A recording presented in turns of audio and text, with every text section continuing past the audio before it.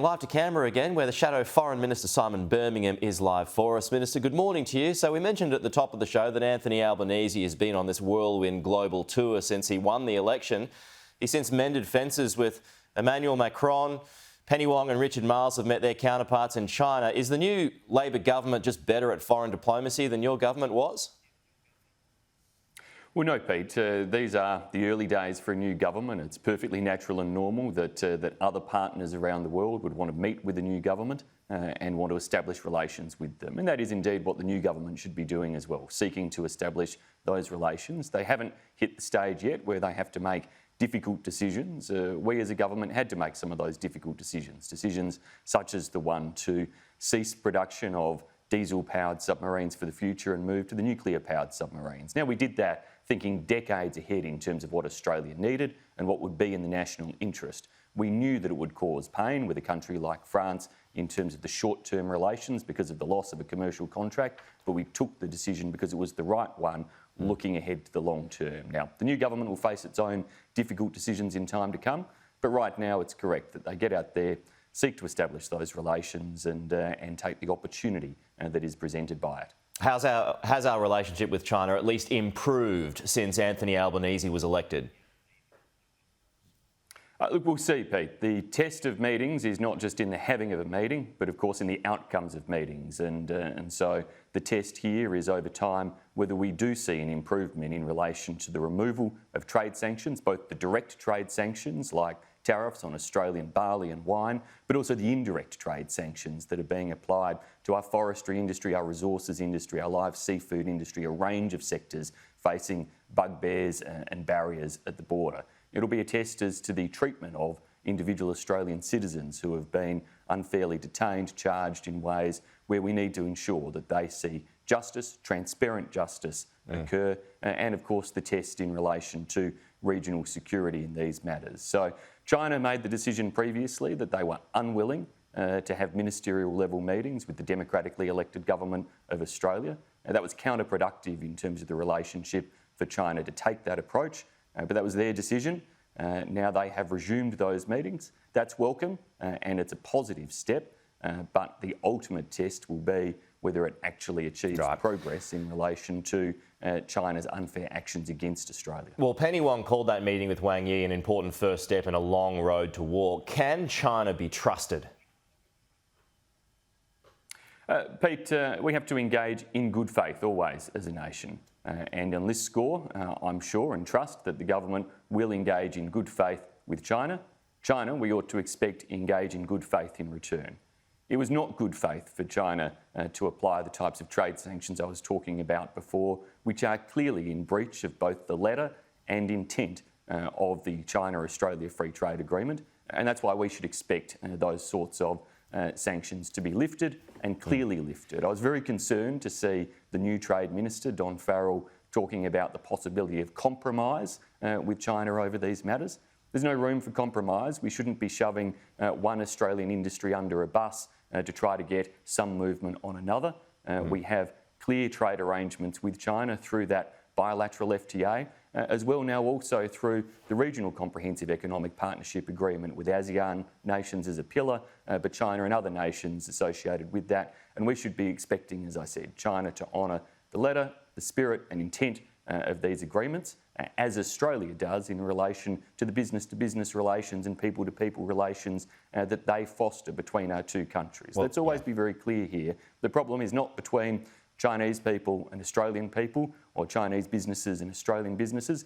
There have been challenges from government to government, and there will continue to be disagreements from government to government, but both nations should uphold the spirit of these sorts of agreements that enable our peoples and our businesses to get on successfully. Right. Well, those comments from Don Farrell came after Hugh White suggested that that may well have to be the case because nothing is going to stop China's ambition or its power long term. So can any concessions be made, big or small, that could, in one sense, placate China and in another sense, not put any of our sovereignty at risk? We should always look for ways to work constructively with partners, including with China. And so if there are other areas for potential good, constructive engagement and dialogue, then Australia should seek to pursue those. But we do need to stand firm in our defence of the international rules-based order of international law, our expectation in that regard that areas such as the South China Sea remain open, important trade routes for the movement of ships and navigation and overflight to be able to occur. These are critical matters looking very much ahead to the long term in relation to how our region functions in a way where the sovereignty and independence of all countries is respected. Okay, what about short term? What if Xi Jinping convinced Vladimir Putin to end the war in Ukraine? Would that be a game changer in the world's dealings with China, at least in the short term? Absolutely, Pete. It would be. And China's muted response to Russia's invasion of Ukraine and war on Ukraine has been a shameful thing to see. We would wish to see China take a stronger response in that regard. We've seen a number of nations. One that comes to mind, for example, is Cambodia, who took a very strong position in support of the United Nations resolution that demonstrated countries across our region making sure their voices were heard when it counted. And I would encourage all others to do likewise. But what the world would, I've no doubt, love to see in relation to Russia's invasion of Ukraine is for China to show leadership. It would be an enormous opportunity for China to do so, and one that I'm sure everyone would encourage them to do. Okay, on the Pacific Island Forum this week, we just had Pat Conroy on the program. Does Anthony Albanese need to be there? Yes, he should be there. He should seek the opportunity provided by this early Pacific Island Forum meeting to establish the type of personal relations and good relations with Pacific Island leaders that Scott Morrison also prioritised. He made sure very early on in his Prime Ministership that the Pacific Islands Forum and the individual member states were priorities of his. We pursued a policy of the Pacific Step Up that saw us expand Australia's diplomatic presence across the Pacific Island nations to be the only country to have diplomatic missions in each and every nation, opening an additional 6 of them. We established a $700 million climate financing package to support the Pacific, and indeed are the largest regional development assistance partner in the Pacific. So there's a strong foundation for Anthony Albanese to work off of in that regard. And at this time, with security and other factors and the economic recovery for the Pacific from the COVID-19 shocks of such significance, this is absolutely an important meeting for him to be there and to establish those relations and to make sure that Pacific principles are upheld in relation to respect and sovereignty of all of those partner nations. Yet, despite those points that you made, many people regard the Solomon Islands and Sogavare's turn to China as a failure on your government's part. The developments over the weekend suggest that he wants to not only fund but influence his national broadcaster now. This is on top of China moving into the Solomon Islands eventually, and he wants to delay his election as well. Do you have any concerns about Sogavare, at least on the face of it, turning into some kind of dictatorship? Pete, I think there are a few points I'd make in response to all of that. The first is that it would be naive for any Australian government or leader to expect that Australia will always see outcomes in independent sovereign nations in our region that are exactly as we would wish them to be. So if we are to respect the sovereignty of independent nations and operate as a partner with those nations, then at times they will do things that we don't agree with.